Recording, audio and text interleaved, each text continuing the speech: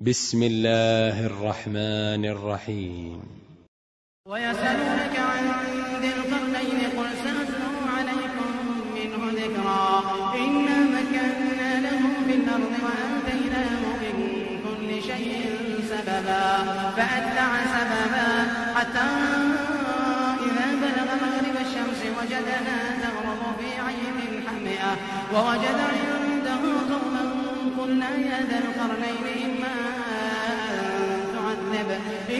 أن تعذب وإما أن تتخذ فيهم حسنا قال أما من ظلم فسوف نعذبه ثم يرد إلى ربه فيعذبه عذابا نكرا وأما من آمن وعمل صالحا فله جزاء الحسنى وسنقول له من أمرنا يسرا ثم أتبع سببا حتى إذا بلغ مطلع الشمس وجدها تطلع على قوم لم نجعل لهم من دونها سترا كذلك وقد أحطنا بما لديه خبرا ثم أتبع سببا حتى إذا بلغ بين السدين وجد من دونهما قوما لا يكادون يفقهون قولا قالوا يا ذا القرنين إن يأجوج ومأجوج مفسدون في الأرض فهل نجعل لك خرجا على أن تجعل بيننا وبينهم سدا قال ما مكنني فيه ربي خير فأعينوني بقوة أجعل بينكم وبينهم ردما آتوني زبر الحديد حتى إذا ساوى بين الصدفين قال انفخوا حتى إذا جعله نارا قال آتوني أفرغ عليه قطرا فما استطاعوا أن يظهروا وما استطاعوا له نقبا قال هذا رحمة من ربي فإذا جاء وعد ربي جعله دكاء وكان وعد ربي حقا.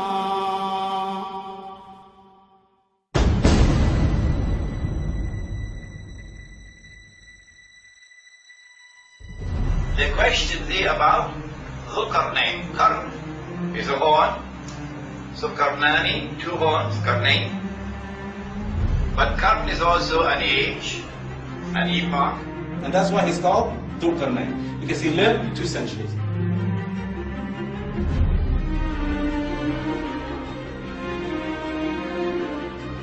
The second description, Ibn Kathir gets into that, he had a head that was sticking out a little bit, so his nickname was the two-horned man. But Zulkarnain is someone blessed by Allah subhanahu wa ta'ala with irresistible power. The power to pursue any goal he wants to pursue. And therefore the equivalent of a superpower of all superpowers. The equivalent of a ruling state of the world.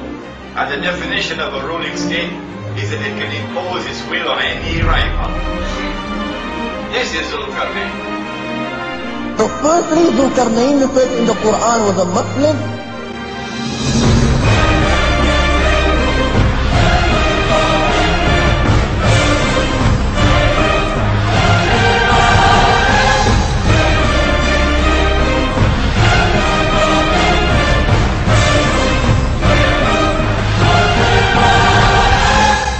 Secondly, Zulkarnain was an Arab, and he has been mentioned a lot in their poetry. It is narrated that Zulkarnain, when he went for Hajj, he went walking. When Sayyidina Ibrahim alayhi salam heard that Zulkarnain was coming for Hajj, Sayyidina Ibrahim alayhi salam went to greet Zulkarnain.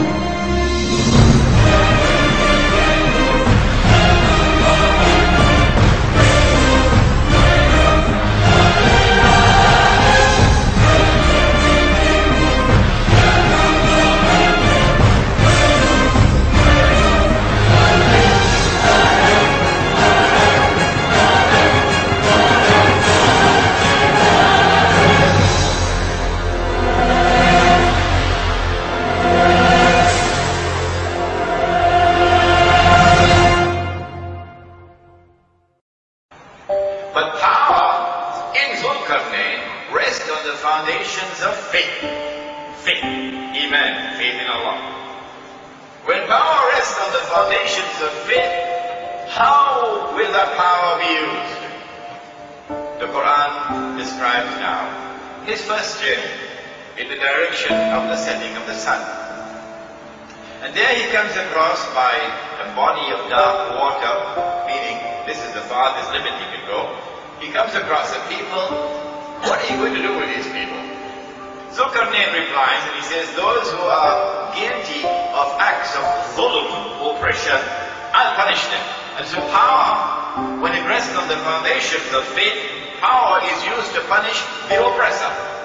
And then he went on to say, those who have faith, not faith in Singapore dollar, faith in Allah. Those who have faith and who are righteous in their conduct, we will treat them nicely. They will be rewarded. And so when power rests on the foundations of faith, that power will be used to reward those who have faith and whose conduct is righteous.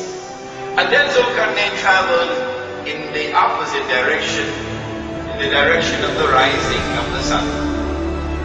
And there he came across a people for whom we had provided no cover, meaning cover from the elements. And so a people living an essentially primitive way of life.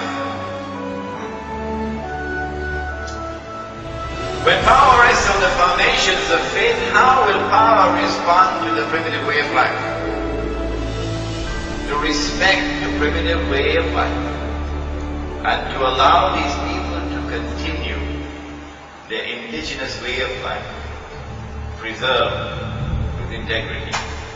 Zulkarnain now travels in a third direction, and there he comes across a pass between two mountain ranges. And there in that pass he comes across a people. And the Quran describes these people. And pay careful attention to that description. لَا يَكَادُونَ يَفْقَهُونَ قَوْلًا. Could not understand their language. No one could understand their language. Why could no one understand their language? Simple. Because these people had never interacted with the rest of mankind. There was never any trade, so you have to travel to learn languages to trade. They had never walked on the stage of history like the Chinese civilization, like the Egyptian civilization, like ancient Babylon, like Africa, like Mexico. No. These are people who live essentially like wild tribes. And so they are unknown in history. No one knows their language.